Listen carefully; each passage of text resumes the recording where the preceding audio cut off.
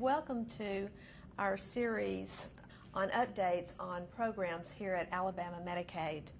Today our topic is going to be health homes from the PMP perspective. I will briefly go over our health home program overview in case you have not seen our previous webinars, and then we are delighted today to have with us Dr. Sakura, and I will be giving more information about him a little bit later in this webinar. But thank you, Dr. Sakura, for joining us. So what is a health home program? It is a Medicaid state plan option to integrate and coordinate primary, acute, behavioral health, and long-term services across the lifespan for beneficiaries with chronic conditions.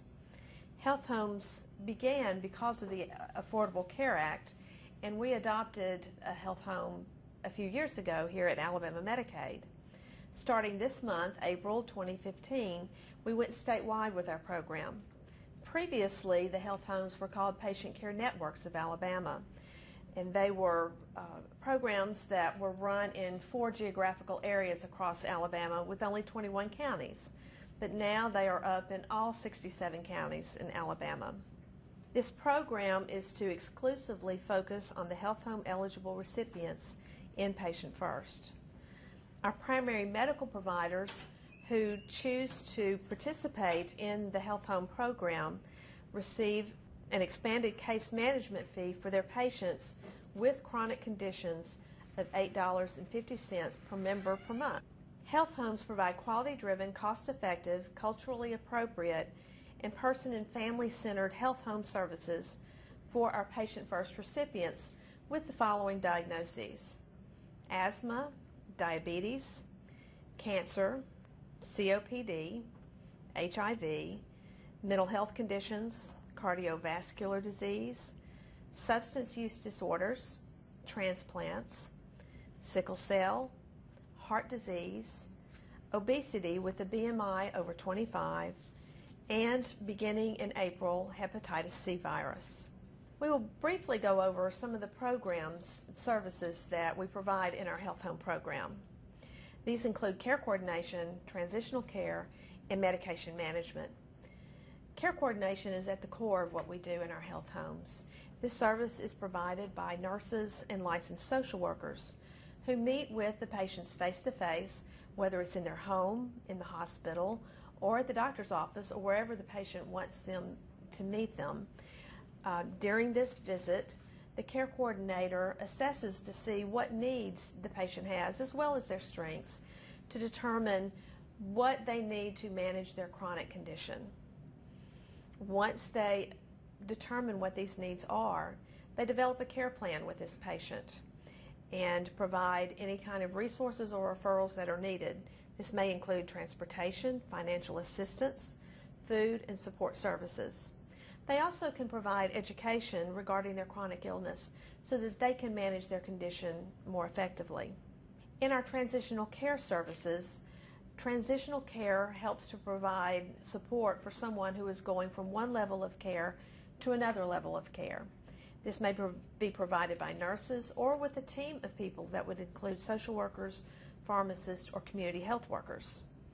They meet with the recipient, usually in the hospital or psychiatric setting, wherever that level of care may be, before they go back into the community, to see what they need when they go home. It may be equipment, it may be education, it may be assistance in getting transportation, or follow-up appointments with their physicians. They then partner with the medical facility to make sure that this recipient has an adequate discharge plan. Once the recipient's home, that nurse or social worker or team of staff from the health homes go out to the home to make sure that this recipient has what they need.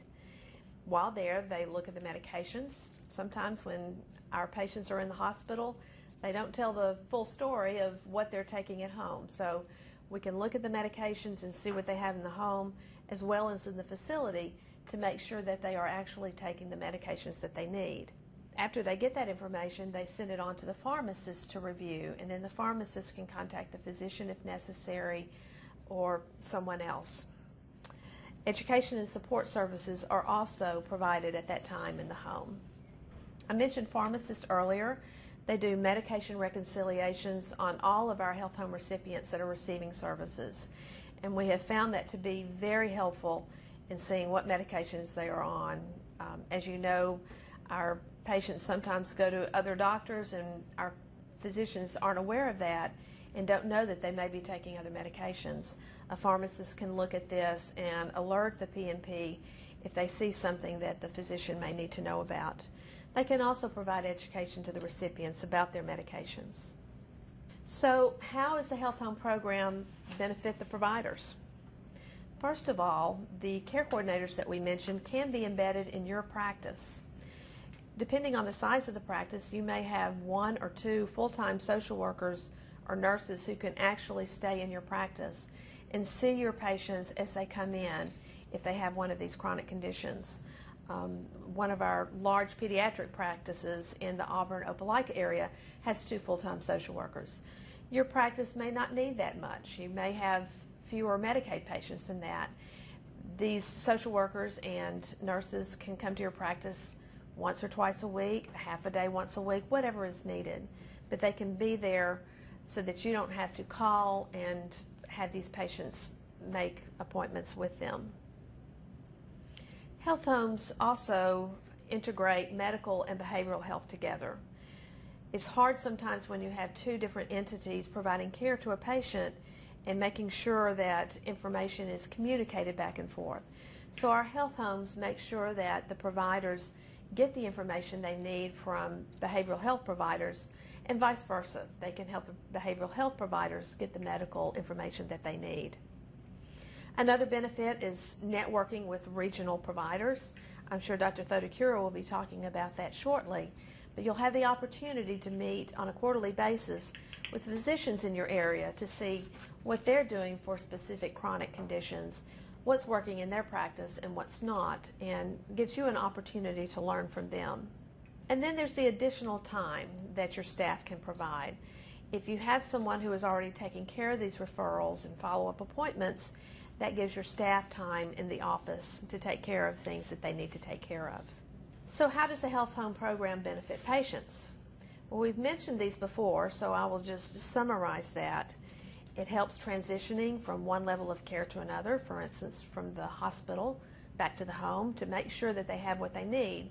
And unlike traditional discharge planning in the hospital, health home staff can actually go into the home after the patient is discharged to make sure they did get what they need. Assessments and care plans developed by a social worker or nurse, and care coordination services through that care plan. Accessibility to a pharmacist for questions about medications and assisting with their medication regime. We had mentioned referrals earlier from community resources and linking that recipient to medical and behavioral health services. And then last but not least, education on chronic diseases or behavioral health conditions. It is my honor now to introduce Dr. Thotakura. Dr. Thotakura is the medical director for the North Alabama Community Care Region A, which previously was North Alabama Community Care. He has a pediatric practice in Huntsville since 1986 and Madison. He's a board-certified pediatrician, and he is a member of the RCO QA committee. I have known Dr. Thotakura for over 2 years and know how active he is in our health homes as well as our QI committee statewide with Medicaid. So thank you, Dr. Thotakura, for joining us today. Tell us a little bit about your practice. How many patients do you have, and do you have any partners? Well, Carolyn, I have about 2,000 patients in my Medicaid population, and I do have another pediatrician in my practice and also a pediatric nurse practitioner. Why did you get involved in health homes? Well, it was the music in my ear when Dr. Moon had invited pediatricians and other primary care doctors to come for a meeting that he organized 4 years ago. And he talked about patient care networks, how primary care doctors can be in the driver's seat to make a difference in their patients' lives, medication management, their behaviors in terms of handling the chronic diseases, and improve the outcomes. So I joined on at the very early, and I was the board member at this Patient Care Networks of North Alabama. Since then, I became a medical director, but the health home that we were talking about is a tremendous opportunity for primary care providers. All along, traditionally, the healthcare was focused on, big procedures, hospital care, and they left out the primary care doctors, what we can do to the patients. And it provided an excellent opportunity to coordinate the care, health promotion, chronic disease management, patient and family support, and also integrated approach with other professionals, behavioral health, mental health. So that's where I got on in this, and I was excited to join, and I'm still excited to be in it.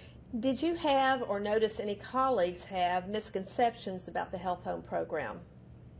Well, the Medicaid providers, there are some that have higher volume, there are some that have a lower volume, and there are some that have misconceptions. Doctors traditionally are geared to take care of patients that give less trouble. You see your patient, you take care of your medical situation and move on to the next patient. Now, when we are dealing with Medicaid patients, that's not always the true. We have patients that need extra time, extra education. Their educational level maybe not as much as you would want to hope for. So if you hold their hand and help them in their situations, it does make a difference. So those doctors that have fewer patients don't necessarily want to take that extra time to learn how the Medicaid works, how to help these patients. So there is an element of skepticism in there. And my point is, if you're taking care of one patient and if it makes it easier to take care of that patient, it is good to learn how we can help. And, some of those that come to these meetings, they know they can pick up the phone and call the primary care networks and get help what they need, like what you mentioned before of the pharmacist to do the medication reconciliation, or a social worker going for a home visit and bring the patient along with and address the issues. We could have not imagined before. We could have never imagined sending a patient for obesity or nutrition counseling before. Now we could. So once the doctors realize these, even those skeptics that are out there in the periphery, they are beginning to realize the value, and they're signing on. Now, it is not to say that there are no others that still need to be aware of what we are doing and how we can make a difference. It's a work in progress.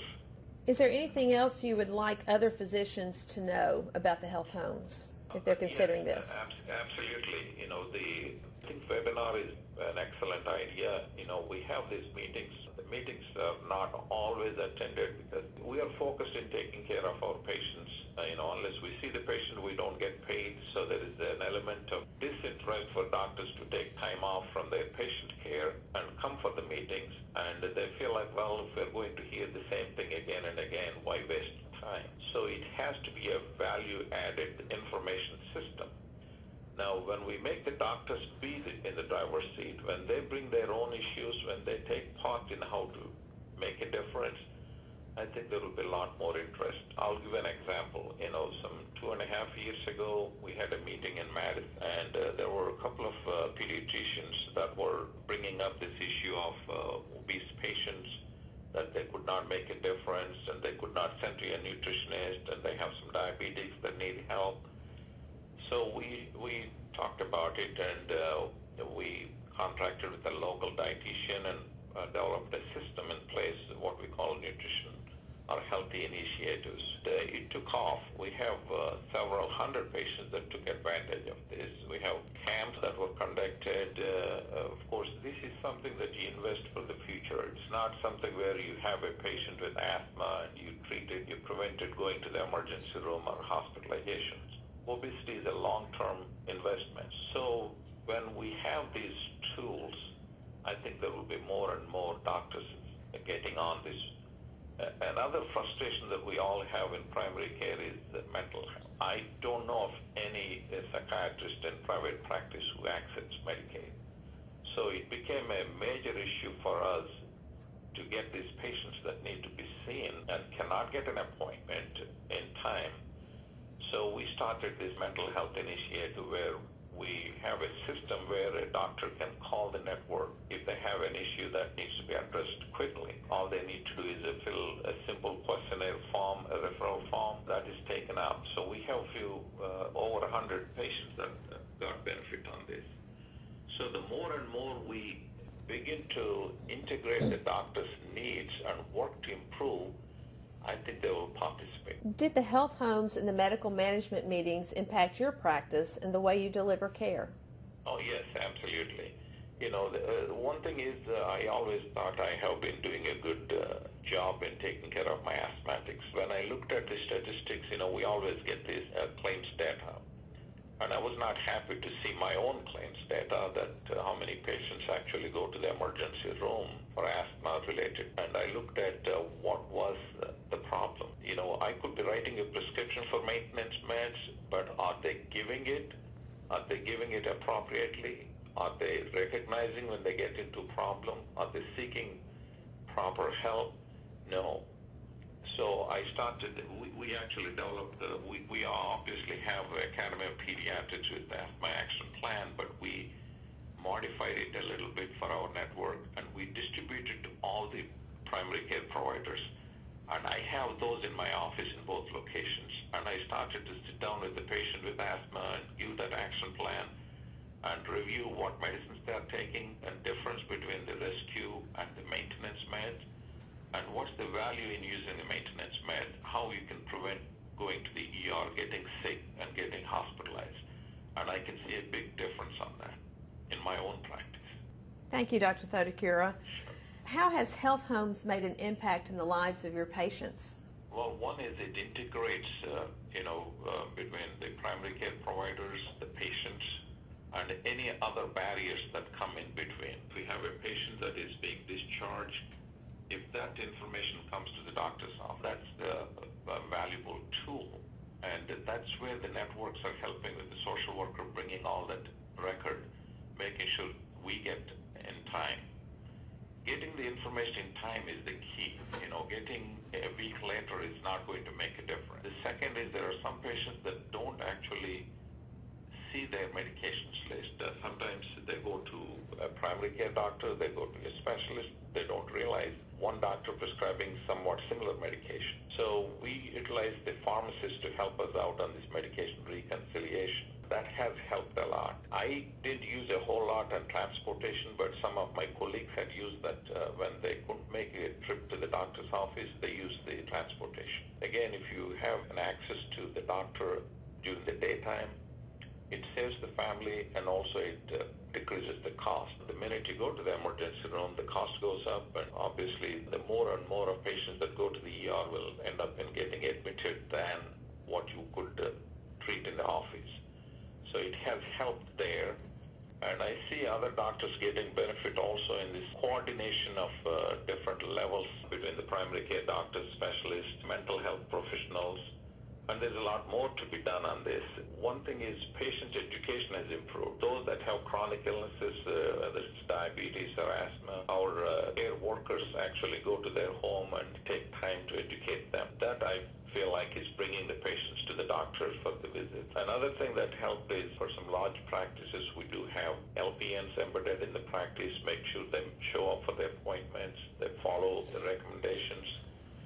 Compliance is always a problem in our patients. That's where it's helping. So there are various layers that we have been working. You can see from the claims data that they're already yielding some positive results. Can you share any aha moments that you have had while working with the health home program? Yes, I can share two instances. One, I had a 10-year-old asthmatic patient. I had several visits in my office. That patient had almost 10 ER visits and 3 hospitalizations. The problem is the mother, she, although had herself asthmatic, she was not complying in giving the maintenance meds. And the 10-year-old, needless to say, is not aware of all this, and they come. All I hear when I see in the office is, yes, we are giving. But when actually we have the case management, they were able to go home and check out and make sure that they're following all the instructions. And in fact, for the better care of the patient, I moved the patient to a clinic close to them because they have a problem with transportation. They don't come when they actually need to come, and patient is in the school, and the school calls the ambulance. So we were able to minimize all of that by getting the patient closer to their residence and have a case management. A second one I can relate is the 15-year-old who actually moved from out of state. The patient came into my office for ADHD medicine. Reviewing the history, the patient had bipolar and had been treated by a mental health professional. I could not get someone see, obviously, because none of the private doctors see the Medicaid patients. So we always depend on mental health center, and it's usually 3 to 4 months waiting time. So I was able to use the very program that we started, the Mental Health Initiative. So I called up our network, and they were able to get the appointment. The patient was seen within a week and started a medication. So we were able to treat both the bipolar and ADHD, and the patient has been doing pretty good since then. I feel like we were able to save a trip to the ER and possibly a hospitalization for this youngster. Absolutely. I can only imagine if they had had to wait 3 to 4 months for their medications. So what are the next steps? Providers may contact the probationary regional care organizations and health homes in their region to participate in the health home program. On this slide, you can see the contact information for each of our health homes and the executive director and their phone number. As you can see on our slide, there are 2 health homes in Region A, Alabama Community Care and My Care Alabama, and then the rest of our regions, B, C, D, and E, have 1 health home each. The agency wants to support you. So how can we help? Hopefully you are looking onto our web site regularly for Medicaid alerts and for things such as this webinar. We have had 3 or 4 webinars on health homes and other information such as patient first agreements and signing up, and you can find all of that on our website. If you want to know more about regional care organizations, you will see the logo on the bottom left-hand side of our website, and on this slide it looks like a little house and it says regional care organizations. Our goal is to have a seamless transition to the statewide expansion of the health home program and eventually to our regional care organizations. Our next webinar is going to be reaching out to community agencies, and we will be talking about how health homes coordinate with community agencies to provide the best care that we can for our recipients. This webinar will be on Wednesday, May the 20th at noon. Thank you for joining us today.